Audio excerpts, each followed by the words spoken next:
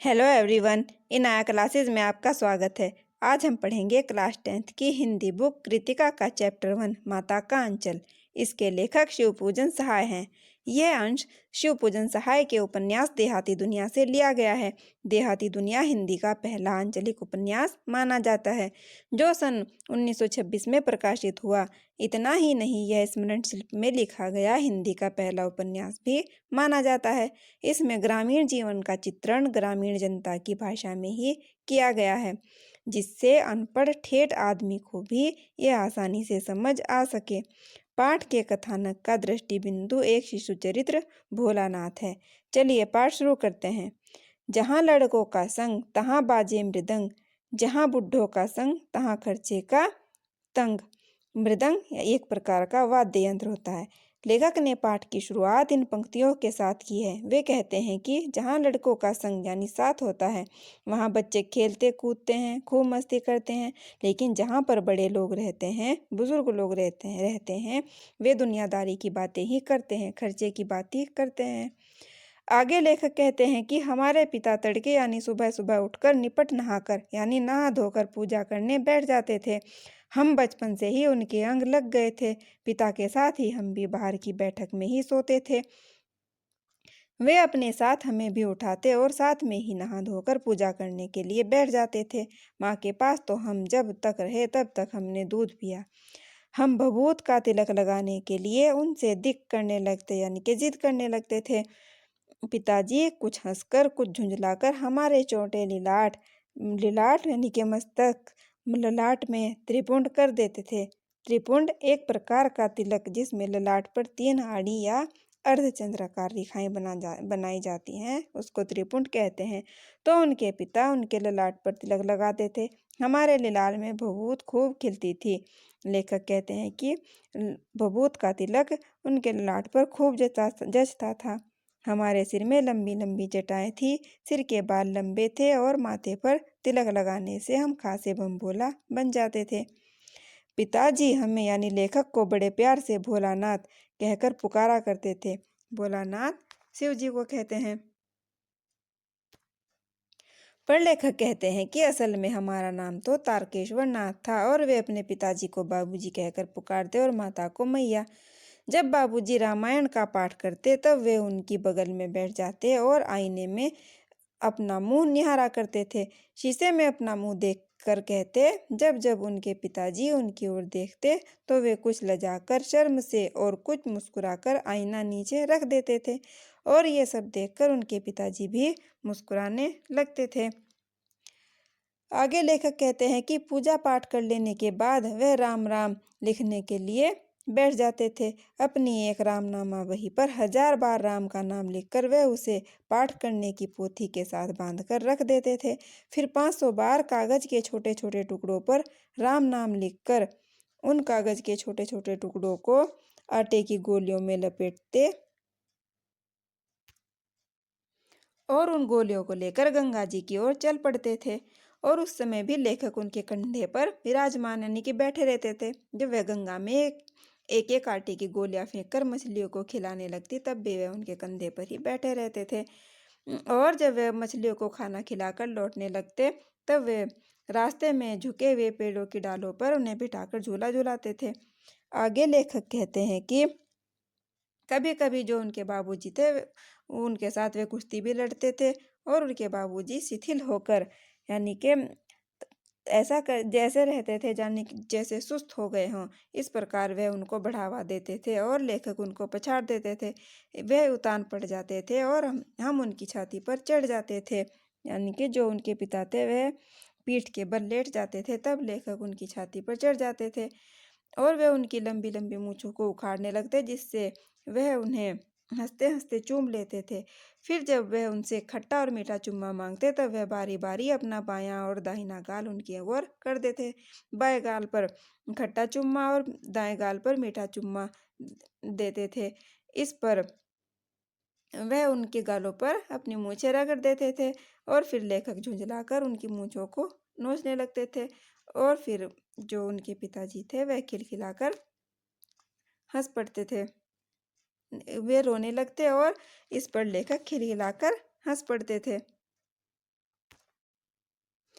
और फिर जब उनके साथ हंसते हंसते वे घर को आते तो खाने के लिए बैठते थे, तो उनकी माँ उन्हें एक फूल के कटोरे में गोरस और भात सान कर यानी कि दूध में चावल मिलाकर सान कर उनको खिलाते थे।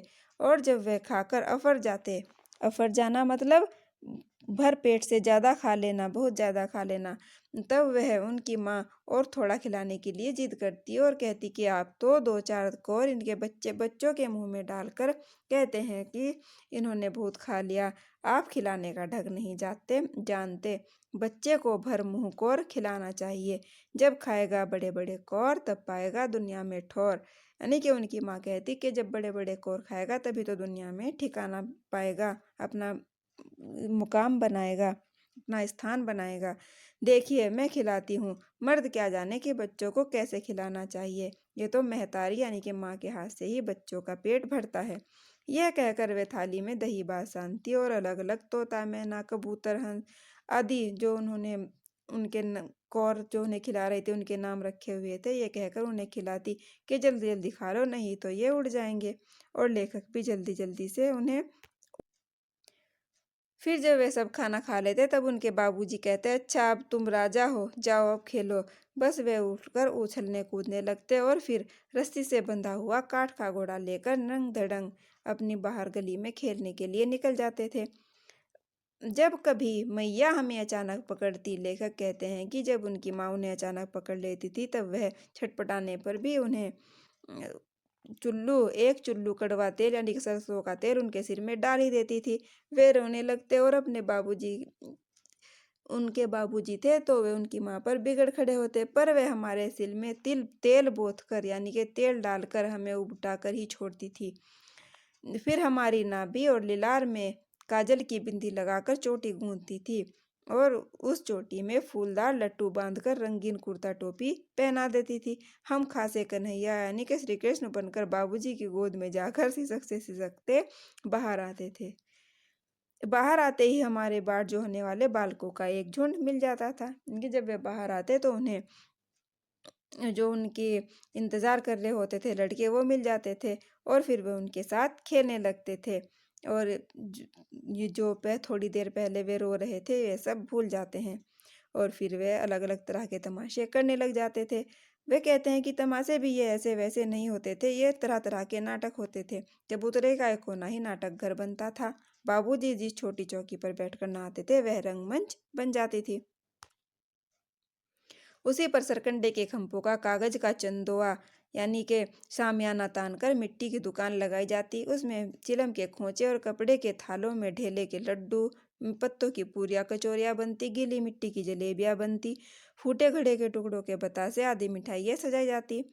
और ठीकरों के जो बटखरे और जस्ते के छोटे छोटे टुकड़े थे उनको पैसे बन जाते थे और वे कहते हैं कि हम ही लोग खरीदार और हम ही लोग दुकानदार बन जाते। और जो उनके बाबूजी थे वो भी दो चार गोरखपुरी पैसे उनसे खरीद ही लेते थे। फिर लेखक कहते हैं कि थोड़ी देर में मिठाई की दुकान बंद कर हम लोग घरौंदा बनाते थे। धूल के मेड़ दीवार बनती और तिनकों का छप्पर बन जाते। दातुन के खंबे, दियासलाई की पेटियों के किवाड़, घड़े मोहड़े के चूल्हा चौकी आदि सब बन जाते थे। पानी को घी की तरह यू प्रयोग करते थे। धूल के पिसान और बालू को की चीनी बन जाती थी और लोग जयनार तैयार करते थे। जयनार मतलब दावत भोज, इस प्रकार वे तैयार करते थे। और आगे कहते हैं कि हम ही लोग जयनार करते और हमारी ही जयनार बैठती थी यानी कि हम ही दावती होते थे। जब पंगत बैठ जाती थी तब बाबूजी भी उसमें आकर बैठ जाते थे और जीमने के लिए बैठ जाते थे यानी कि खाने के लिए बैठते थे। और जब उनके बाबूजी बैठते थे तो वह सब हंसकर अपना घरौंदा बिगाड़ कर वहाँ से चले जाते थे। इस पर उनके पिताजी कहते फिर कब भोज मिलेगा भोलानाथ।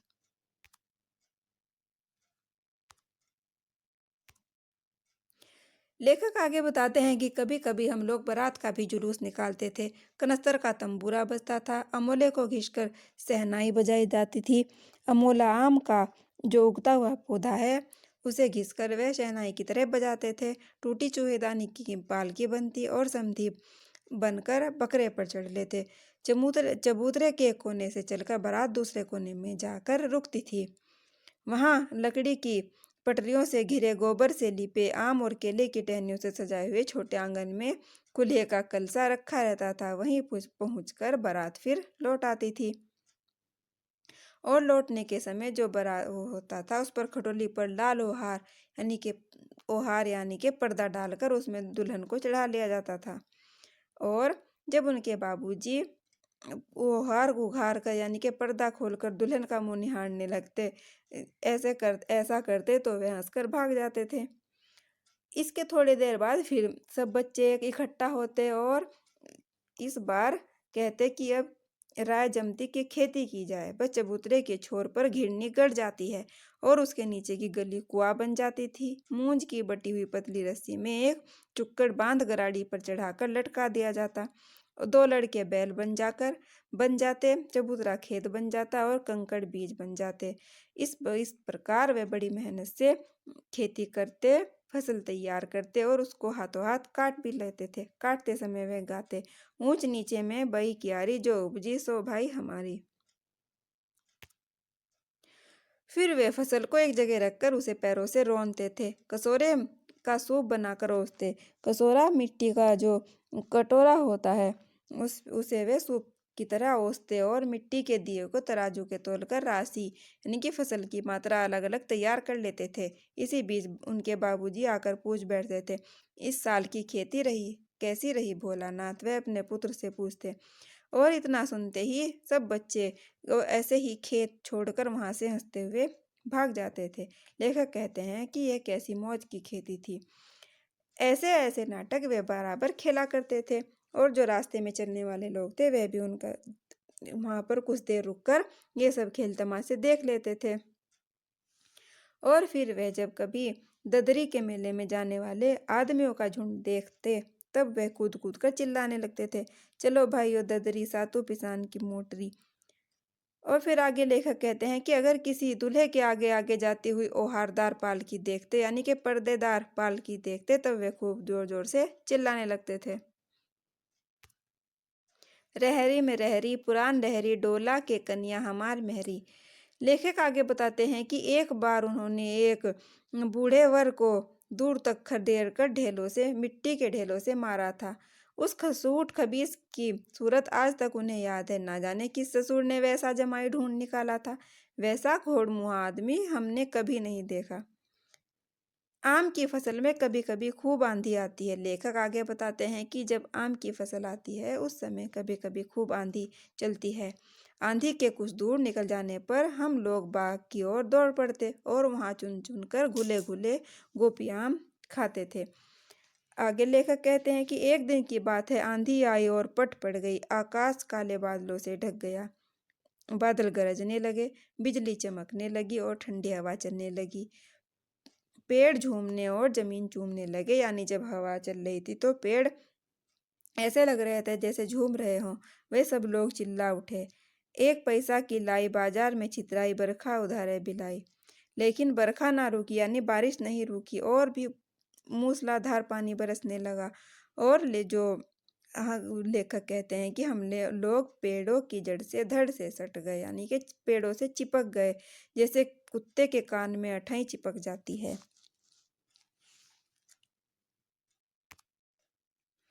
अठई जो कुत्ते के शरीर में चिपके रहने वाले जो छोटे कीड़े होते हैं और जिन्हें किलनी भी कहा जाता है। इसी प्रकार जैसे कुत्ते के कान में ये किलनी चिपक जाती है, उसी प्रकार जो लड़के थे वे पेड़ों से चिपक गए। मगर बरखा जमीन और फिर इसके बाद बारिश रुक गई। बरखा बंद होते ही बाग में बहुत से बिच्छू उन्हें नजर आए और वे डरकर वहां से भाग लिए। उनमें जो एक लड़का था बैजू, वह बड़ा ढीठ था। संयोग की बात है, इसी बीच मूसन तिवारी मिल गए, जो उनके गांव के एक बुजुर्ग थे मूसन तिवारी, वे उन्हें मिल गए। उन्हें देखकर बैजू उनको चिढ़ाकर बोला, बुढ़वा बेईमान, मांगे करेला का चोखा। हम लोगों ने भी बैजू के सुर में सुर मिलाकर यही चिल्लाना शुरू कर दिया। सब लड़कों ने यही चिल्लाना शुरू कर दिया। मूसन तिवारी ने उन्हें वहां से खदेड़ा और वे सब लोग अपने घर की ओर भाग चले। जब उन्हें ये सब नहीं मिले तो वे सीधे पाठशाला में गए, स्कूल में गए। वहां से उन्होंने बैजू को और उन्हें लेखक को पकड़ लाने के लिए 4 लड़के भेजे और जो ही वह घर पहुँचे, जब ही वहाँ पर उनके जो गुरुजी थे मोहसन तिवारी, उनके सिपाही जो उन्होंने लड़के भेजे थे वे वहाँ पर आ गए। बैजू तो 9-2-11 हो गया, यानी कि भाग गया, लेकिन लेखक कहते हैं कि हम पकड़े गए। फिर तो गुरुजी ने हमारी खूब खबर ली। तब उनके बाबूजी ने यह सुना, तब वे दौड़े हुए पाठशाला में आए और उन्हें गोद में उठाकर पुचकारने और फुसलाने लगे। पर वे चुप नहीं हुए, रोते ही रहे और अपने पिताजी का कंधा आंसुओं से भिगो दिया। इस पर उनके पिताजी ने उनके जो गुरुजी थे उनकी चिरोरी यानी कि मिन्नती करके मिन्नतें की, प्रार्थना की, विनती की, तब उन्हें घर ले आए। रास्ते में फिर उन्हें साथी लड़कों का झुंड मिला और जो वे जोर जोर से नाचते और गाते जा रहे थे। माई पकाई गरर गरर पुआ, हम खाई पुआ ना खेलब जुआ। फिर क्या था, हमारा रोना धोना सब भूल गया। लेखक कहते हैं कि वे सब रोना धोना भूल गए और हट करके जिद करके बाबूजी की गोद से उतर पड़े और लड़कों की मंडली में मिलकर लगे वही तान सुरलाप ने यही सब गाने लग गए। तब तक सब लड़के सामने वाले मकई के खेत में घुस गए। उसमें चिड़ियों का झुंड चर रहा था। वे दौड़ दौड़ कर उन्हें पकड़ने लगे, पर एक भी उनके हाथ नहीं आई। और लेखक कहते हैं कि हम खेत से अलग ही खड़े होकर गा रहे थे, राम जी की चिरई, राम जी का खेत, खा लो चिरई भर भर पेट। लेखक से कुछ दूरी पर उनके बाबूजी गांव के कई आदमी खड़े होकर यह सब तमाशा देख रहे थे और यह कहकर हंसते थे कि चिड़िया की जान जाए और लड़कों का खिलौना। लड़के उसे खिलौना समझ रहे थे। सचमुच लड़के और बंदर पराई पीर नहीं समझते। लेखक आगे बताते हैं कि एक टीले पर जाकर हम लोग चूहों के बिल में पानी डालने लगे। पानी जो नीचे से ऊपर फेंकना था, इस सब में वे थक गए और वहां पर एक सांप निकल आया। सांप को देखकर वह सब वहां से भाग लिए। उनमें से कोई गिर गया, किसी का सिर फूटा, किसी के दांत भी टूटे और सब गिरते गिराते अपने घर पहुंच गए। लेखक कहते हैं कि हमारी सारी देह यानी कि शरीर लहूलुहान हो गया और उनके पैरों के तलवों में कांटे चुभ गए। लेखक आगे कहते हैं कि हम दौड़े दौड़े घर आए और घर में घुस गए। उस समय जो उनके बाबूजी थे वे बैठक के ओसारे यानी कि बरामदे में बैठे हुए हुक्का गुड़गुड़ा रहे थे। उन्होंने हमें बहुत पुकारा, आवाज दी, पर उनकी बात ना सुन के हम दौड़ते हुए मैया यानी कि अपनी माँ के पास ही चले गए। जाकर अपनी माँ की गोद में ही शरण ली। मैया चावल अमनिया रही थी, यानी कि उनकी माँ जो है वो चावल साफ कर रही थी। हम उसी के आंचल में छिप गए। हमें डर से कांपते देखकर वे जोर से रो पड़ी और सब काम छोड़ बैठी। अधीर होकर हमारे भय का कारण पूछने लगी। उन्हें धीरज बिल्कुल नहीं रहा और वह इस तरह उन्हें रोता कांपता हुआ देखकर उनसे इसका कारण पूछने लगी। कभी हमें अंग भर कर दबाती और कभी हमारे अंगों को अपने आंचल से पहुंचकर हमें चूम लेती। वह बड़े ही संकट में पड़ गई थी। लेखक आगे कहते हैं कि झटपट हल्दी पीसकर हमारे घावों पर थोपी गई यानी कि लगाई गई। घर में एक कोहराम मच गया। हम केवल धीमे सुर से सा सा कहते हुए मैया के आंचल में लुके चले जाते थे, यानी कि उनसे सांप भी नहीं कहा गया और वे अपनी माँ के आंचल में छुपे हुए जा रहे थे। सारा शरीर उनका थर थर काँप रहा था, रोंगटे खड़े हो गए थे। वे आगे कहते हैं कि हम आंखें खोलना चाहते थे पर आंखें खुल नहीं रही थी। हमारे कांपते हुए होठों को मैया बार बार निहार कर रोती और बड़े लाड से हमें गले लगा लेती थी। यानी कि जब उनके होंठ कांप रहे थे तो उनकी माँ ये सब देखकर रो रही थी और उन्हें बहुत लाड प्यार से अपने गले लगा रही थी। लेखक आगे कहते हैं कि इसी समय बाबूजी भी दौड़े हुए आए। उनके पिताजी भी आ गए। आकर झट से हमें मैया की गोद से अपनी गोद में लेने लगे, यानी उन्हें उनकी माँ की गोद से अपनी गोद में लेने लगे। पर हमने मैया के आंचल की प्रेम और शांति के चंदोवे की छाया ना छोड़ी। यानी लेखक कहते हैं कि जो उनकी माँ का आंचल था उन्हें वे प्रेम और शांति के सामियाने की तरह लगा और उन्होंने अपनी माँ के आंचल की छाया नहीं छोड़ी और वे उसमें छुप गए। यहाँ पर माता का आंचल पाठ समाप्त होता है। आशा है आपको समझ में आया होगा। वीडियो को लाइक करना, शेयर करना और चैनल को सब्सक्राइब करना मत भूलना।